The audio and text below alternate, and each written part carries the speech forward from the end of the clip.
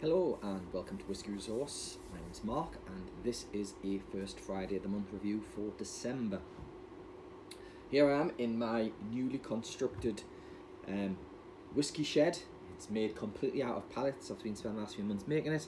It's not quite finished. I've still got a bit of decorating to finish still to do, and I've got to get my whiskies and other drinks in here. But with no further ado, let's move on to the review. So today I'll be looking at the Glenlivet 2007. It's the Whisky Exchange exclusive, priced at £99.95 from the Whisky Exchange. It's bottled at 65.3% ABV, and it was supplied by Stuart on Twitter, handle at Stewed Whisky. Stuart's provided quite a few drams for me in the past, and he kindly supplied a dram of this Glenlivet. A little while ago now. I've been waiting for the right time to try it, and now in December we're into those nice strong sherry bombs. I thought I'd give this one a quick review, being the first Friday of the month. So you can see the colour there, it's lovely and dark. And if the Deanston cherry bomb that I tried earlier in the year is anything to go by from Signatory, because that's who bottled this, Signatory. This one should be great. But thank you very much, Stuart. On the nose, it's those rich, dark fruits of sherry. A bit of malt coming through and a bit of oak, but it's predominantly the fruits. There's a bit of spice. It's more of a bourbon spice that I'm getting, which is nice. Oh, here's a lovely nose. Of course, it's non-chill filtered and it's natural colour as well. But on the palate, what's this like?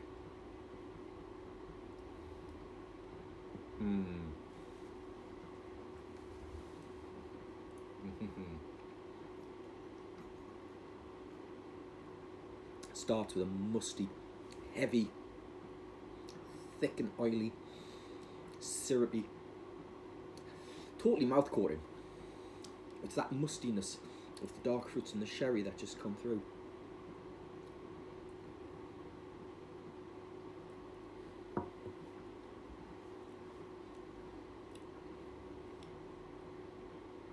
It's sherry. I haven't looked to see what kind of sherry cask this comes from, but as always I'll be writing up my notes and I'll be putting a link down in the description for a write-up review. But we're getting heavy spices, typical Christmas cake spices of ginger, cinnamon, clove. There's a bit of licorice as well there, a bit of bitterness there, which is reminiscent of licorice. There's fruits, very much fruits, cherries, sultanas, getting a little bit of apples and pears as well. But we're talking about they're being in a pan and they're being stewed with sugars and those spices, almost as if it's a mince pie filling.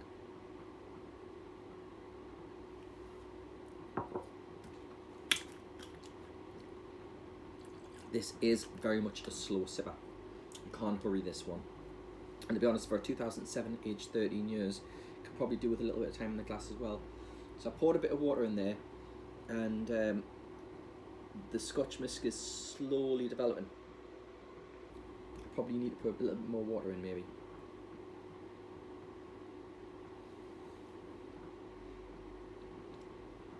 That's toned down the heat, although it didn't present itself too hot initially.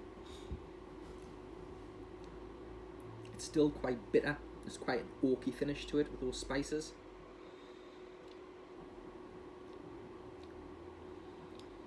Tasty nonetheless. £99.95 for a 13-year-old cask strength from Signatory. It is probably more than I would pay for it, given I have a £100 cap really on whiskey. comparing what else you can get for £100. It wouldn't be first on my list, even though it is a really nice dram, and it is very much, I think, a whiskey that you probably want to drink out when you've got a group of friends around and you want to maybe start off the evening really well, or even finish the evening with a really nice dram. This probably could do it. For me, it's the kind of whiskey that I would only open for those occasions, and I'd leave on the shelf and not touch for most of the year. I recommend buying it if you're looking for something a bit more different, a bit more special as a Christmas gift maybe. There is still stock on the Whisky Exchange website.